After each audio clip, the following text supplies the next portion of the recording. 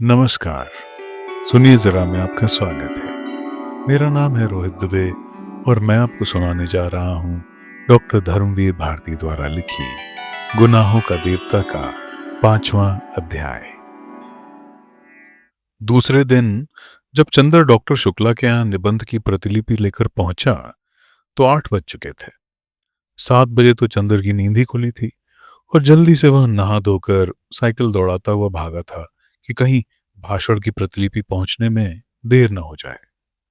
जब वह बंगले पर पहुंचा तो धूप फैल चुकी थी। अब धूप भली नहीं मालूम देती थी। धूप की तेजी बर्दाश्त के बाहर होने लगी थी। लेकिन सुधा नील कांटे के ऊंचे ऊंचे झाड़ों की छां में एक छोटी सी कुर्सी डाले बैठी थी। बगल में एक छोटी सी मेज थी जिस पर कोई किताब खुली हुई रखी थी। हाथ में क्रोशिया थी और उंगलियां एक नाजुक तेजी से डोरे से उलझ सुलझ रही थीं। हल्की बादामी रंग की इकलाई की लहराती हुई धोती, नारंगी और काली तिरछी धारियों का कलफ किया चुस्त ब्लाउज और एक कंधे पर उभरा हुआ उसका पफ ऐसा लग रहा था जैसे कि वहां पर कोई रंगीन तितली आकर बैठी हुई हो और उसका सिर्फ एक पंख उठा हो। अभी अभी शायद नहा कर उठी थी क्योंकि शरद की खुशनुमा धूप की तरह हल्के सुनहले बाल पीठ पर लहरा रहे थे।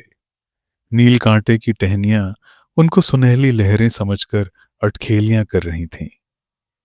चंदर की साइकिल जब अंदर दिख पड़ी तो सुधा ने उधर देखा, लेकिन कुछ भी ना कहकर फिर अपनी क्रोशिया बुनने में लग गई। चंदर सीधा पोर्टिको में गया और अपनी साइकिल रखकर भीतर चला गया, डॉक्टर शुक्ला के पास। स्टडी रूम में, बैठक में, सोने के कमरे में कहीं भी डॉक्टर शुक्ला नजर नहीं आए। हार कर वह बाहर आया तो देखा मोटर अभी गैरेज में है। तो वे जा कहां सकते। और सुधा को तो देखिए, क्या अकड़ी हुई है आज, जैसे चंदर को जानती ही नहीं। चंदर सुधा के पास गया।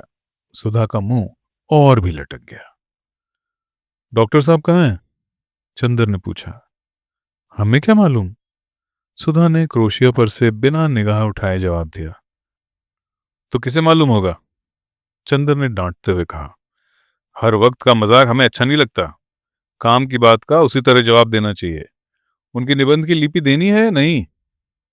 हाँ हाँ, देनी है तो मैं क्या करूं? नहा रहे होंगे। अभी कोई ये तो है नहीं कि तुम निबंध की लिपि लाए हो तो कोई नहाए धोए ना। बस सुबह से बैठा रहे कि अब निबंध आ रहा है, अब आ रहा है। सुधा ने मुंह बनाकर आंखें नचाते हुए कहा। तो सीधे क्यों नहीं कहती कि नहा रहे हैं? चंदर ने सुधा के गुस्से पर हंसकर कहा। चंदर की हंसी पर तो सुधा का मिजाज और भी बिगड़ गया और अपनी क्रोशिया उठाकर और किताब बगल में दबाकर वह उठकर अंदर चल दिए। उसके उठते ही चंदर आराम से उस कुर्सी पर बैठ गया और मेज पर टांग फैलाकर बोला। आज मुझे बहुत गुस्सा चढ़ा है, खबरदार कोई बोलना मत। सुधा जाते जाते मुड़कर खड़ी हो गई। हमने कह दिया चंदर एक बार कि हमें ये सब बातें अच्छी नहीं लगती। जब देखो तुम चिढ़ाते रहते हो। सुधा ने गुस्से से कहा। नहीं चिढ़ाएंगे नहीं तो पूजा करेंगे।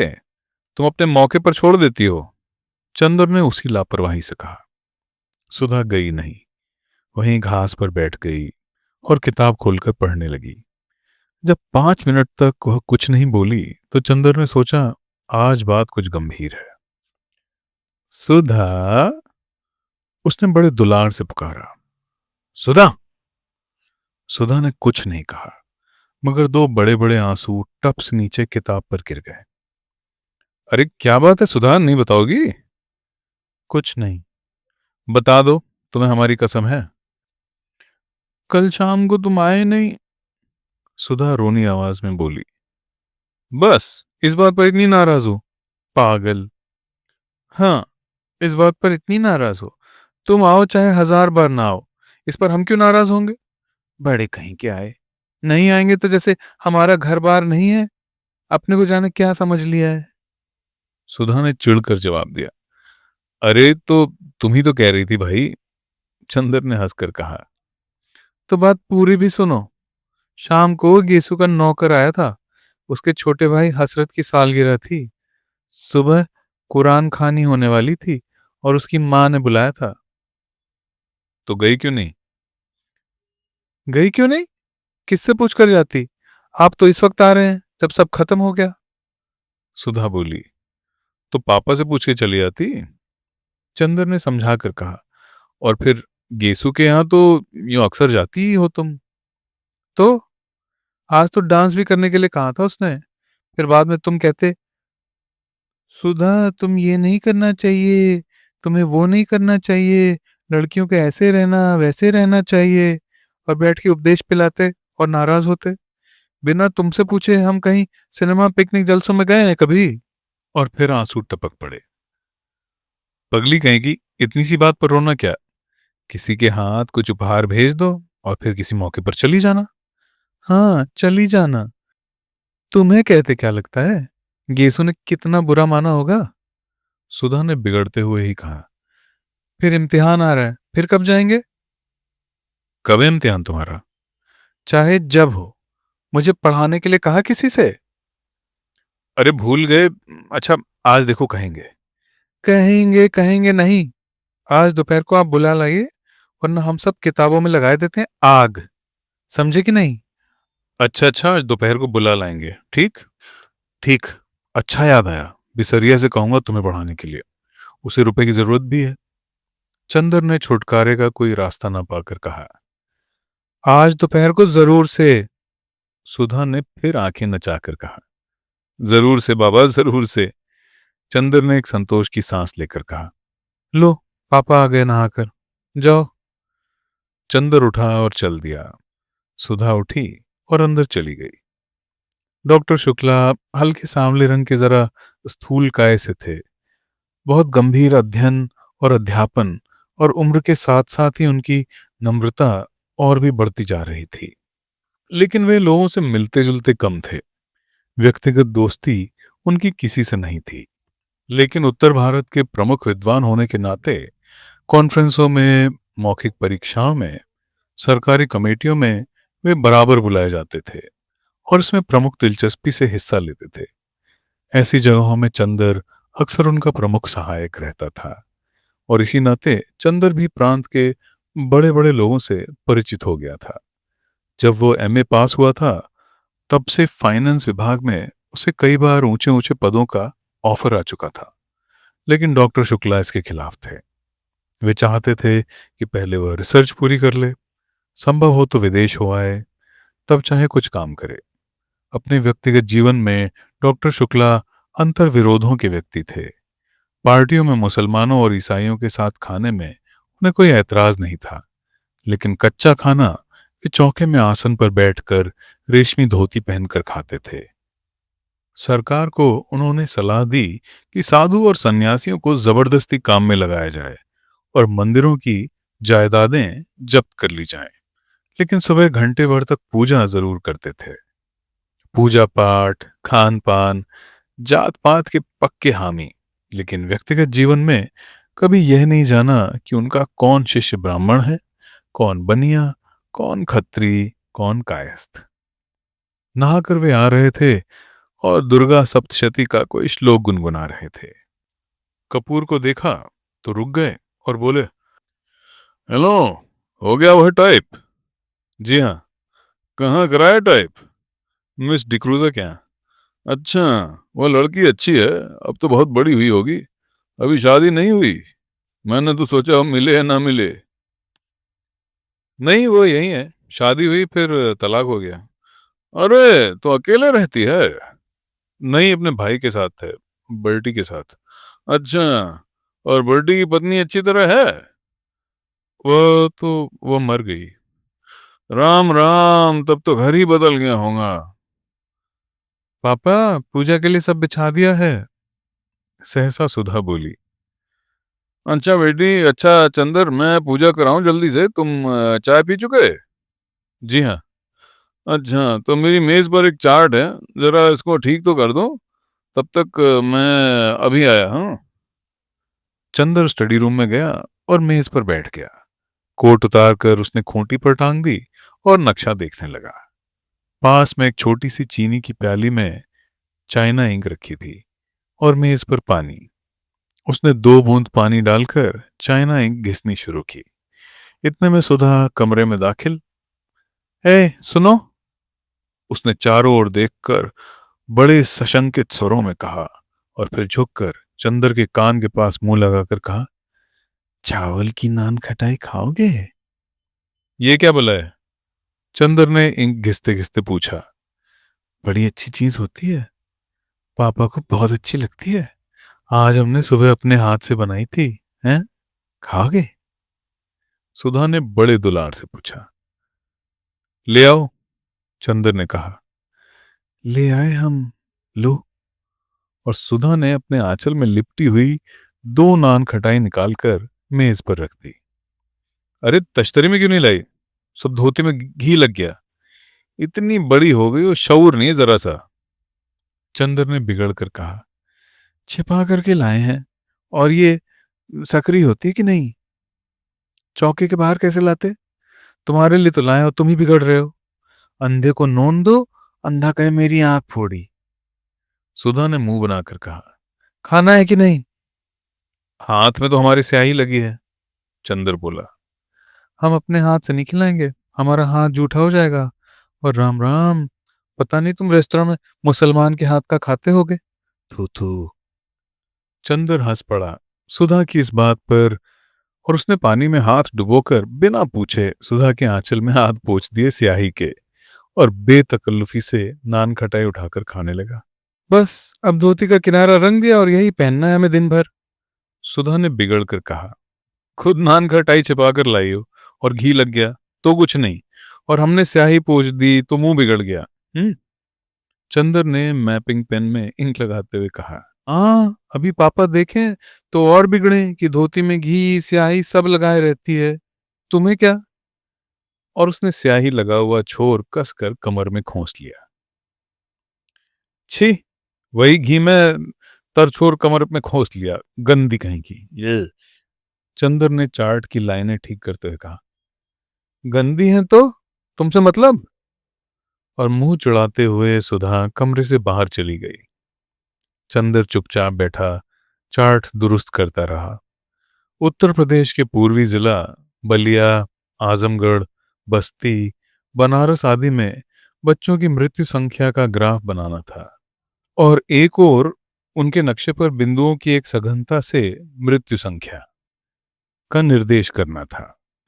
चंदर की एक आदत थी, वह काम में लगता था तो भूत की तरह लगता था।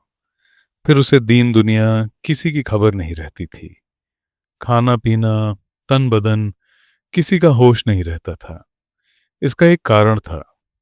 चंदर उन लड़कों में से था जिनकी जिंदगी बाहर से बहुत हल्की फुल्की होते हुए भी अंदर से बहुत गंभीर और अर्थमयी होती है, जिनके सामने एक स्पष्ट उद्देश्य, एक लक्ष्य होता है। बाहर से चाहे जैसा होने पर भी अपने आंतरिक सत्य के प्रति घोर ईमानदारी, यह इन लोगों की विशेषता होती है। और सारी दुनिया के प्रति अगंभीर और उच्छृंखल होने पर भी जो चीजें इनकी लक्ष्य परिधि में आ जाती हैं, उनके प्रति उनकी गंभीरता साधना और पूजा बन जाती है। इसीलिए बाहर से इतना व्यक्तिवादी और सारी दुनिया के प्रति निरपेक्ष और लापरवाह दिख पड़ने पर भी वह अंतरतम से समाज और युग और अपने आसपास के जीवन और व्यक्तियों के प्रति अपने को बेहद उत्तरदायी अनुभव करता था। वह देशभक्त भी था और शायद समाजवादी भी, पर अपने तरीके से।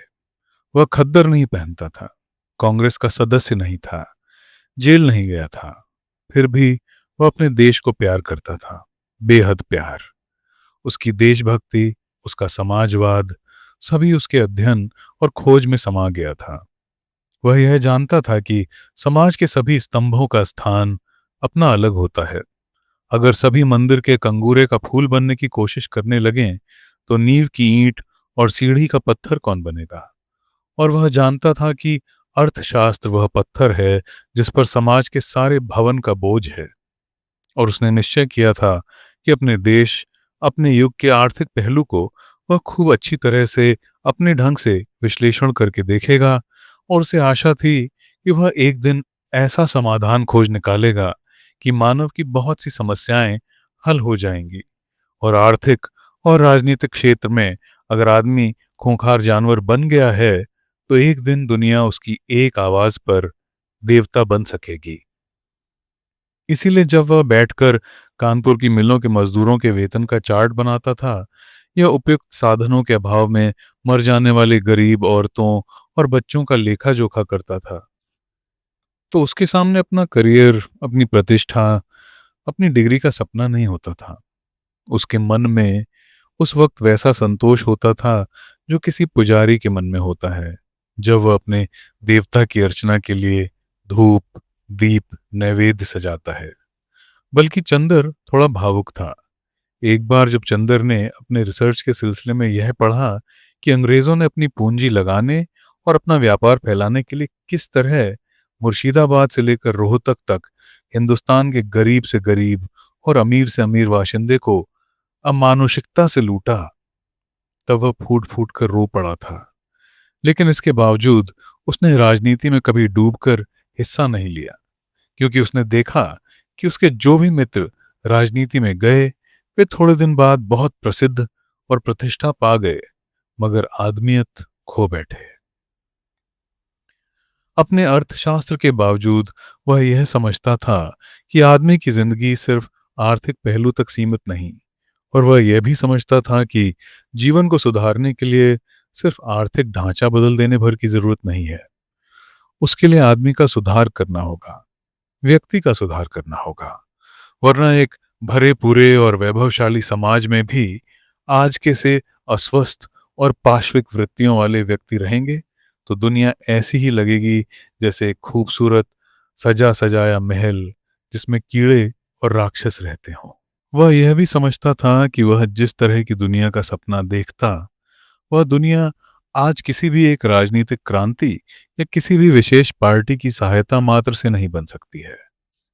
उसके लिए आदमी को अपने को बदलना होगा, किसी समाज को बदलने से काम नहीं चलेगा।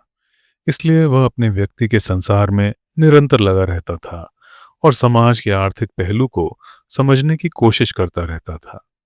यही कारण है कि अपने जीवन में आने वाले व्यक्तियों के प्रति वह बेहद ईमानदार रहता था और अपने अध्ययन और काम के प्रति वह सचेत और जागरूक रहता था। और वह अच्छी तरह समझता था कि इस तरह वह दुनिया को उस ओर बढ़ाने में थोड़ी सी मदद कर रहा है। चूंकि अपने में भी वह सत्य की वही चिंगारी पाता था, इसीलिए कवि या दार्शनिक ना होते हुए भी वह इतना भावुक, इतना दृढ़ चरित्र, इतना सशक्त और इतना गंभीर था। और काम तो अपना वह इस तरह करता था जैसे वह किसी की एकाग्र उपासना कर रहा हो। इसीलिए जब वह चार्ट के नक्शे पर कलम चला रहा था तो उसे मालूम नहीं हुआ कि कितनी देर से डॉक्टर शुक्ला आकर उसके पीछे खड़े हो गए। वाह, नक्शे पर तो तुम्हारा हाथ बहुत अच्छा चलता है, बहुत अच्छा। अब उसे रहने दो, लाओ देखें तुम्हारा काम कैसा चल रहा है। आज तो इतवार है ना। डॉक्टर शुक्ला पास की कुर्सी पर बैठकर बोले, चंदर, आजकल मैं किताब लिखने की सोच रहा हूँ। मैंने सोचा है कि भारतवर्ष की जाति व्यवस्था का नए वैज्ञानिक ढंग से अध्ययन और विश्लेषण किया जाए। तुम इसके बारे में क्या सोचते हो? व्यर्थ है। जो व्यवस्था आज नहीं तो कल चूर चूर होने जा रही है, उसके बारे में तुम्हार बांधना और समय बर्बाद करना बेकार है। चंदर ने बहुत आत्मविश्वास से कहा, यही तो तुम लोगों में खराबी है। कुछ थोड़ी सी खराबियां जाति व्यवस्था की देख ली और उसके खिलाफ हो गए। एक रिसर्च स्कॉलर का दृष्टिकोण ही दूसरा होना चाहिए। फिर हमारे भारत की प्राचीन सांस्कृतिक परंपराओं को तो बहुत ही सावधानी से समझने की आवश्यकता है। यह समझ लो कि मानव जाति दुर्बल नहीं है। अपने विकास क्रम में वह उन्हीं संस्थाओं, रीति रिवाजों और परंपराओं को रहने देती हैं जो उनके अस्तित्व के लिए बहुत आवश्यक होती हैं। अगर वे आवश्यक न हुई तो मानव उससे छुटकारा मांग लेता है। यह जाति व्यवस्था जाने कितने सालों से हिंदुस्तान में कायम है। यही बात इस बात का प्रमाण नहीं कि यह बहुत सशक्त है, अपने में बहुत जरूरी है। अरे हिंदुस्तान की भली चलाई। चंदर बोला, हिंदुस्तान में तो गुलामी कितने दिनों से कायम है, तो क्या वह भी जरूरी है? बिल्कुल जरूरी। डॉक्टर शुक्ला बोले, मुझे भी हिंदुस्तान पर गर्व है। मैंने कभी कांग्रेस का काम किया, लेकिन मैं इस नतीजे पर पहुंचा हूं कि जरा सी आज़ादी अगर मिलती है हिंदुस्तानियों को, तो उन्हें उसका भरपूर दुरुपयोग करने से बाज नहीं आते। और कभी ये लोग अच्छे शासक नहीं निकलेंगे। अरे नहीं, ऐसी बात नहीं है। हिंदुस्तानियों को ऐसा बना दिया है अंग्रेजों ने, वरना हिंदुस्तान नहीं तो चंद्रगुप्त और अशोक पैदा किए थे। और रही जाति व्यवस्था की बात, तो मुझे तो स्पष्ट दिख रहा है कि जाति व्यवस्था टूट रही है। कपूर बोला, रोटी बेटी की कैद थी, रोटी की कैद तो करीब करीब टूट गई, अब बेटी की कैद भी। ब्याह शादियां भी दो एक पीढ़ी के बाद स्वच्छंदता से होने लगेंगी। अगर ऐसा होगा तो बहुत गलत होगा। इससे जातिगत पतन होता है। ब्याह शादी को कम से कम मैं भावना की दृष्टि से नहीं देखता, यह एक सामाजिक तथ्य है और उसी दृष्टिकोण से हमें देखना चाहिए। शादी में सबसे बड़ी बात होती है सांस्कृतिक समानता। और जब अलग अलग जाति में अलग अलग रीति रिवाज हैं, तो एक जाति की लड़की दूसरी जाति में जाकर कभी भी अपने को ठीक से संतुलित नहीं कर सकती। और फिर एक बनिया की व्यापारिक प्रवृत्तियों की लड़की और एक ब्राह्मण का अध्ययन वृत्ति का लड़का, इनकी संतान न इधर विकास कर सकती है न उधर। यह तो सामाजिक व्यवस्था को व्यर्थ के लिए असंतुलित करना हुआ। हाँ, लेकिन विवाह को आप केवल समाज के दृष्टिकोण से क्यों देखते हैं? व्यक्ति के दृष्टिकोण से भी देखिए। अगर दो विभिन्न जाति के लड़के लड़की अपना मानसिक संतुलन ज्यादा अच्छा कर सकते हैं, तो क्यों ना विवाह की इजाजत दे दी जाए। हाँ, एक व्यक्ति के सुझाव के लिए हम समाज को क्यों नुकसान पहुंचाएं? और इसका क्या निश्चय कि विवाह के समय यदि दोनों में मानसिक संतुलन है, तो विवाह के बाद भी रहेगा ही। मानसिक संतुलन और प्रेम जितना अपने मन पर आधारित होता है, उतना ही बाहरी परिस्थितियों पर। क्या जाने ब्याह के वक्त की परिस्थिति का दोनों के मन पर कितना प्रभाव है, और उसके बाद संतुलन रह पाता है या नहीं। और मैंने तो लव मैरिज को असफल ही होते देखा है। बोला है या नहीं? डॉक्टर शुक्ला ने कहा। हाँ, प्रेम विवाह अक्सर असफल होते हैं, लेकिन संभव है वह प्रेम ना होता हो। जहां सच्चा प्रेम होगा, वहां कभी असफल विवाह नहीं होंगे। चंद्र ने बहुत साहस करके कहा। ओहो, ये सब ना साहित्य की बातें हैं। समाज शास्त्र की दृष्टि से या वैज्ञानिक दृष्टि से देखो। अच्छा खैर, अभी मैंने उसकी रूपरेखा बनाई है, लिखूंगा तो तुम सुनते चलना। लाओ, वो निबंध कहाँ है? डॉक्टर शुक्ला बोले। चंद्र ने उन्हें टाइप की हुई प्रतिलिपि दे दी। उलट पुलट कर डॉक्टर शुक्ला ने देखा और कहा, ठीक है। अच्छा चंदर, अपना काम इधर ठीक ठाक कर लो। अगले इतवार को लखनऊ कॉन्फ्रेंस में चलना है। अच्छा, कार पर चलेंगे ट्रेन से? हम ट्रेन से। घड़ी देखते हुए उन्होंने कहा, अब जरा मैं काम से चल रहा हूँ। तुम यह चार्ट बना डालो और एक निबंध लिख डालना। पूर्वी जिलों में शिशु मृत्यु। प्रांत के स्वास्थ्य विभाग ने एक पुरस्कार घोषित किया है। डॉक्टर शुक्ला चले गए। चंदर ने फिर चार्ट में हाथ लगाया। तो दोस्तों, ये था गुनाहों का देवता का 5वां अध्याय। लाइक, सब्सक्राइब और शेयर जरूर करिएगा। अगले अध्याय हम जल्दी लाएंगे। धन्यवाद।